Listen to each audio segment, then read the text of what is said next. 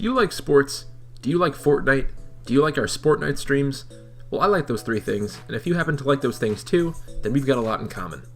Raving Sports has just partnered with Fortnite's Support a Creator program, and if you happen to be buying the new NFL skins, or buying anything from the game in the future, you can use the Support a Creator code to support us with no additional fee required.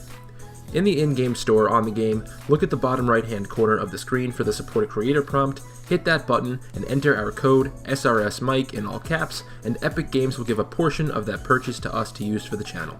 There's absolutely no extra cost to you, it'll cost the same price as if you were to just buy the product standalone, and it helps us out as well, so anytime you're feeling like dropping a metric ton of debt onto your shoulders for some V-Bucks, make sure you use the code SRSMike before your purchase in Fortnite to support the channel. Enjoy the video.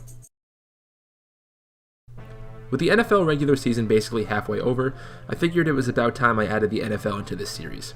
Most of you know how this series works, but this time I'm joined by a good friend of SRS's, FivePoints Vids, and together, him and I are going to tell you about, you guessed it, the 5 biggest jokes in football. The refs are our first topic of discussion. Officiating was included in the baseball edition of this series, and it most certainly needs to be in this one. The NFL has some of the worst officials in any major sport in the world.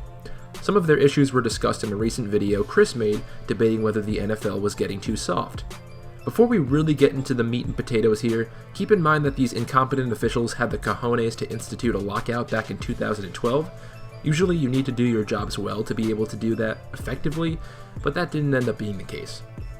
I simply don't have the time nor energy to go through everything wrong with the refs in the NFL. I'm sure you guys know where I'm coming from here, so instead I'll just highlight some of their most infamous moments. In the 2014 postseason, if you remember, the Cowboys were playing the Packers in Green Bay, and Dez Bryant was on the receiving end of a throw which led to a ruling where the catch was invalid. It was a huge play in the game and caused tremendous controversy. 3 years later, the NFL said the call was wrong. Shocker. In the 2017 season, a couple of years later, a similar play happened in arguably the biggest game of the year for the Steelers as they were facing the Patriots. Almost the same situation here, except originally, a pass to Steelers wide receiver Jesse James was originally called a catch and then overturned. The Steelers lost by 3 points. What's worse is it seems that these happened during the biggest games of the year. I can go on and on and on with the terrible calls made in this league, but because we've got more topics to go through, and I can spend hours talking about brain-dead officials like Angel Hernandez, we've got to get on to number 2. Peter meme is an amazing phenomenon in how someone could get so many chances at being bad at something you actually got sad he would no longer get the chance to be bad anymore when he got cut. In 8 NFL career games, Nate threw 12 picks and just 3 TDs and has a QB rating in the low 30s. Even the vid Highlight Heaven made of all his turnovers got intercepted. So coming in at number 3 is Beelzebub himself, Roger Goodell. Roger is easily my least favorite commissioner of any league, and it isn't even a close race. He's a man of extremes, he hands out bans like candy, sometimes with little proof of wrongdoing. He's pulled funding from research of a prominent disease plaguing NFL players referred to as CTE, which led to the one thing that describes this man: controversy. His initial decision to suspend former Ravens running back Ray Rice for 2 games, a punishment many saw as light, considering the severity of his actions as shown in the viral video associated with the situation, his actions and judgment in the Patriots Deflategate controversy, which has been a source of many great Patriots memes over the years, Spygate, which was another Patriots-themed scandal, which some argue caused him to react much more strictly to Deflategate. All of these scandals surrounding Goodell since he became commissioner are just extremely detrimental to his legacy. Remember when Goodell suspended Terrell Pryor for an infraction he committed in 2010 while he was in college? Yeah, neither has Terrell.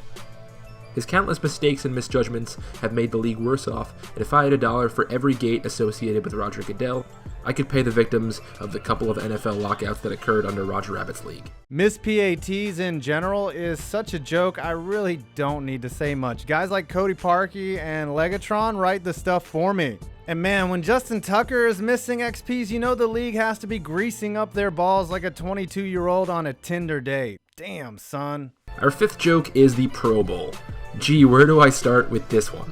The Pro Bowl has been a topic of debate for the past several years, mostly because it seems like nobody playing in the game actually wants to be there. Everyone who plays in the game seems to act like they have amotivational syndrome, something I'm surprised Goodell hasn't outlawed due to it seeming like the players have a weed addiction, as for some reason weed is a satanic substance in the eyes of the NFL, which is a completely different joke in itself, so I'll try to limit the discussion to the Pro Bowl. I find the Pro Bowl extremely boring to watch personally, and it's always a laughably high-scoring game because the defensive players would rather be at home playing Madden than actually playing in this game.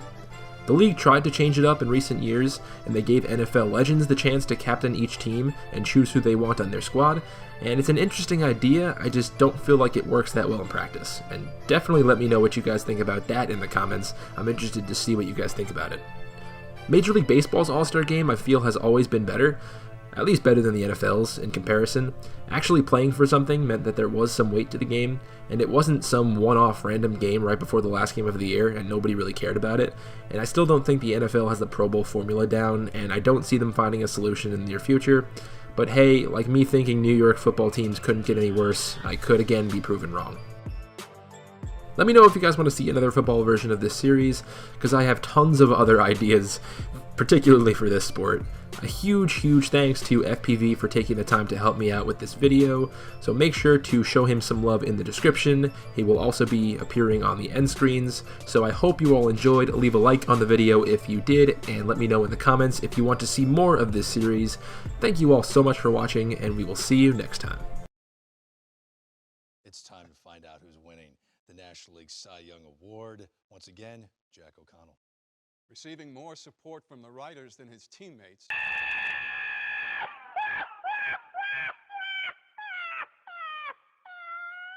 I call the shots, I run the bulls, I'm Michael Jordan. Hit it with a little bit of push and a little bit of pull when a goddamn mic recording.